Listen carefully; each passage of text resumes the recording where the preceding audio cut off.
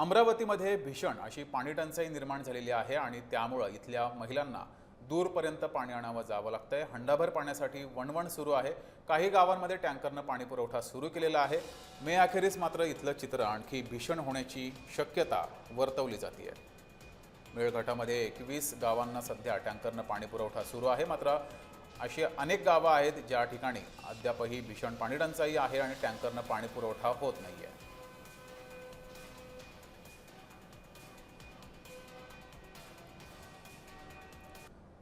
इथला आढावा घेतला आमचे प्रतिनिधी सुरेंद्र आकोडे यांनी। पाहूयात।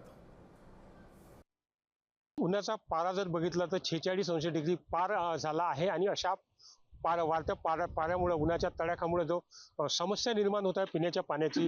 मी सध्या मेळघाट मधल्या आदिवासी या बहुल भागामध्ये आहे। चिखलदराचे या मोठा तालुका या गावामध्ये आहे आणि आपण बघू शकता ही विहीर आहे। या विहिरीची पातळी जर बघितली तर पूर्णपणे आटलेली आहे आणि अशा परिस्थितीमध्ये जवळपास 1 किलोमीटर अंतरावर या महिला या ठिकाणी येत आहेत। पायपीट करत यांना अशा प्रकारे पाणी भरावं लागतं। एकंदरीत जर बघितलं मेळघाट आधीच कुपोषणाने ग्रासलेला, शिक्षणाने ग्रासले आणि अशा परिस्थितीमध्ये या महिलांना पिण्याच्या पाण्याची देखील सामना या ठिकाणी करावा लागतात। एकंदरीत जर बघितलं तर संपूर्ण मेळघाट तालुक्यामध्ये 9 गावांमध्ये जे आहेत 21 टँकरनं पाणी पुरवठा सध्या केला जातो। जर बघितलं तर या महिन्याच्या अखेरीस जवळपास 250 गावांना पाण्याचा पुरवठा जो तो टँकरनं करावा लागणार अशी परिस्थिती या ठिकाणी निर्माण झाली। गाव या विहिरीपासून 1 किलोमीटर अंतरावर आहे आणि 1 किलोमीटर अंतरावर ही विहीर आहे। या विहिरीमध्ये जर बघितलं तर टँकरनं पाणी पुरवठा केला जातो आणि त्यानंतर या महिला ज्या आहेत जवळपास 1 किलोमीटर अंतरावर पायपीट करत अशा प्रकारे पाणी जे आहे ते भरत आहे। सकाळची वेळ आहे, सकाळच्या वेळेमध्येच या महिलांना पाणी भरावं लागतं कारण दुपारच्या वेळेस ऊन वाढली तर पुन्हा उन्हाचा पारा वाढला की पाणी जे आहे ते पूर्णपणे आटून जातो। सुरेंद्र कुमार आकोडे, जय महाराष्ट्र न्यूज, अमरावती।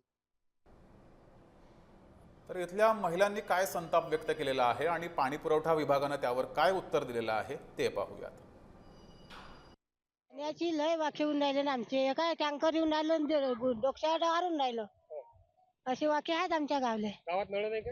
नळ आहे, निरव गाठ्यासारखं पाणी येते, पाणीच चांगलं नाही। किती किलोमीटर पायपीट करणार? हे काय त्या खाली आहे तया, पाणी लय दूर आहे ते तयाचं। हे टँकर बाहेर गावरून येऊन राहिले, हिरीत टाकून राहिले, मग ते आम्ही डारून राहिलो बा। पाणी टंचाई अंतर्गत आपण बऱ्याच प्रकारच्या उपाययोजना यावर्षी प्रस्तावित केल्या आहेत। त्यामध्ये स्रोत बळकटीकरण, विशेष दुरुस्ती, टँकर, अधिग्रहण या सगळ्या उपाययोजना प्रस्तावित आहेत। त्यापैकी चिखलदऱ्यामध्ये आज रोजी 9 गावांमध्ये 21 टँकर सुरू आहे। अधिग्रहणामध्ये पूर्ण जिल्ह्यामध्ये 80 गावांमध्ये 89 अधिग्रहण प्रस्तावित आहे। माननीय जिल्हाधिकारी व माननीय मुख्य कार्यकारी अधिकारी यांनी दिलेल्या सूचनेनुसार ज्या गावांमध्ये टंचाई भासेल त्या गावाला तत्परतेने टँकर किंवा अधिग्रहण प्रस्तावित करण्याची सूचना देण्यात आलेल्या आहे।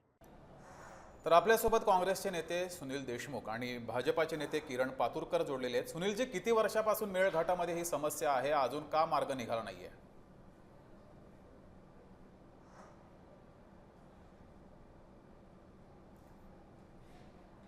सुनीलजी, आवाज येतोय? हो हो। हा, किती वर्षापासून मेळघाटामध्ये ही समस्या आहे आणि अजून का मार्ग निघाला नाहीये पाणी प्रश्नावर? नाही, असं आहे की कसं मेळघाट पहिलेपासूनच पाण्याच्या बाबतीत दुर्भिक्ष तिथे होतं। पण सन्माननीय आपले पंतप्रधान यांनी हर घर नल और नल में पाणी हे जेव्हा घोषणा दिल्या तेव्हा लोकांच्या आशा एकदम त्यांना आशा लागली की बा आता आपल्याला घरापर्यंत नळ पण येणार आणि नळात पाणी पण येणार। पण दुर्दैवाने असं घडू शकलं नाही। आज अशी बिकट परिस्थिती आहे की सूर्य अक्षरशः आग ओतून राहिला आहे विदर्भावर आणि त्यात अमरावती, अकोला या पश्चिम विदर्भावर। आणि ह्या गोरगरिबांच्या आदिवासींची इतकी परवड होऊन राहिली आहे की घरापर्यंत हंडाभर पाण्यासाठी वणवण भटकावं लागते। सुनीलजी, आपल्या वेळेची मर्यादा आहे। किरणजी, अगदी थोडक्यामध्ये सांगा की या मेळघाटाची ही पाणी समस्या कधी संपणार? मी आपल्याला एक गोष्ट सांगू इच्छितो, अनेक जण विसरले असतील, पण 1994 मधील कुपोषणाचा विषय लोकांना माहित आहे, पण 1994 मध्ये हा पहिल्यांदा विषय किरण पातुरकरांनी लोकांच्या समोर आणला आणि तो 12 वर्ष मी हायकोर्ट नागपूर आणि मुंबई हायकोर्टात चालवला। 317 गाव आहे मेळघाटात, त्यापैकी 155 गावात मी स्वतः जाऊन आलो।